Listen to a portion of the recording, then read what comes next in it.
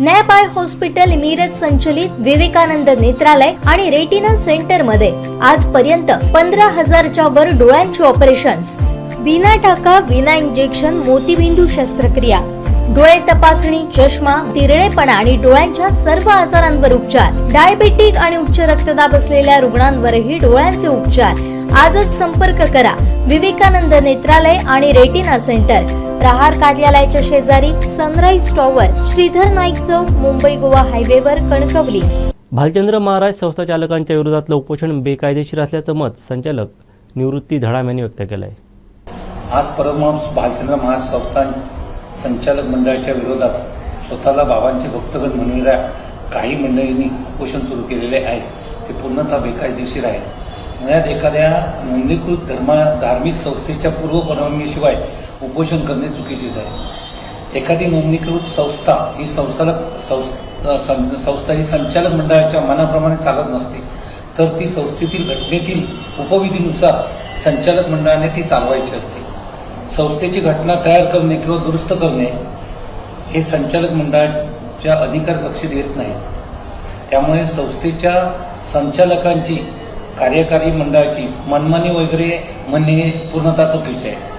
नूतन सभासद नोंदणी प्रक्रिया ही संस्थेच्या घटनेतील तरतुदीनुसारच केलेली आहे। जर या मंडळींना नूतन सभासद नोंदणी प्रक्रियेवर आक्षेप असेल तर त्यांनी संस्थेविरोधात सनदशीर मार्गाने दाद मागावी। यासाठी त्यांनी उपोषण करण्याचा मार्ग स्वीकारण्याची काही आवश्यकता नव्हती। ते आपल्या भूमिकेवर आंदोलनाचं ठाम आहे। आपण त्यांना सभासद करून घेतलं नाही असं देखील म्हणणं आहे तुमचं, त्याबद्दल काय सांगता? नाही, त्यांना आमच्या अध्यक्षांनी वेळोवेळी त्यांना आम्ही वेळोवेळी त्याच्या संदर्भात नोटीस वगैरे दिलेली होती, समजावण्याचा प्रयत्न आपण केलेला होता। संस्थेने वेळोवेळी त्यांना त्याबाबतचा खुलासा केलेला आहे। त्यांना तरी संस्थेची नाहक बदनामी, धार्मिक भावना दुखावणे हे त्यांच्याकडून मीडियावर अपलोड करणे वगैरे चालू होतं काय। आणि आमच्या अध्यक्षांनी त्यांना प्रत्यक्ष त्यांना आश्वासन पण दिले की पुढच्या वेळी जनरल मिटिंगला आम्ही त्यांचा विचार करू आणि त्यांचा अर्ज आम्ही बाद केलेला नाही, त्यांचा अर्ज निकाली ठेवलेला आहे। आमची प्रोसेसिंग पूर्ण झाली आहे सभासद नोंदणीची। आता याच्या पुढे ज्यावेळी होईल त्यावेळी त्यांचा नक्की विचार करण्यात येईल। भालचंद्रबाबांच्या संस्थानाच्या कामासाठी नेहमी ते सक्रिय असतात, इथे काम करतात। त्यांचे उत्सव असेल किंवा जन्मोत्सव असेल ह्या सर्व ते देखील मनोभावे इथे असतात, तरी देखील त्यांना सभासद अजून करून घेतलं नाही, त्याबद्दल काय सांगता? ऍक्च्युअल आमची सभासद नोंदणी पूर्ण झाल्यानंतर तर त्यांचा अर्ज आलेला आहे।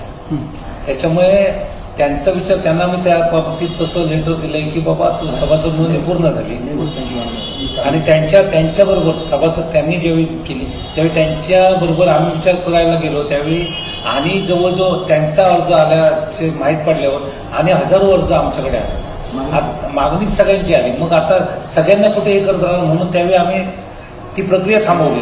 पण ते देखील बाबांच्या सेवेसाठी जास्त असतात। आम्ही कुठे मान्य करतो, आम्ही त्यांना आश्वासन पण दिले की पुढच्या वेळी नक्की 100% करणार त्यांना। पण जर त्यांनी आत्ताच करा वगैरे असं म्हटलं तर ते प्रोसेसिंग पुढे झाल्यावर आमचा जो हे क्रायटेरिया आपण केलेला आहे। आता त्यांच्यासोबतच आणि हजारो भाविकांची सुद्धा मागणी आली की आम्हाला सभासद करा। आणि ही मंडळी आहेत ही कोणी परकी नाही, ही सगळी आमचीच माणसं आहेत। ही वेळोवेळी आम्हाला प्रत्येक कार्यक्रमाला सहकार्य करणारे आहेत। यांच्याबद्दल आम्हाला काही राग रोष काही नाही। यांना आम्ही त्याच्यासाठी त्यांच्या विरुद्ध कॉमेंट्स पण केलेले नाही आणि त्यांनाही त्यांना आम्ही ते सांगण्याचा प्रयत्न करतो की मागे घ्या, आम्ही त्यांना सनदशीर मार्गाने तुम्ही करा असं आम्ही त्यांनी सांगितलंय। आणि वेगळं तरी पण ते उपोषणाला बसले, त्याच्यामुळे आमचा नाईलाज झाला आणि त्यामुळे आम्ही पत्रकार परिषद घेतली, नाही तर आम्हाला आवश्यकता नव्हती आमचं क्लिअर करण्याची।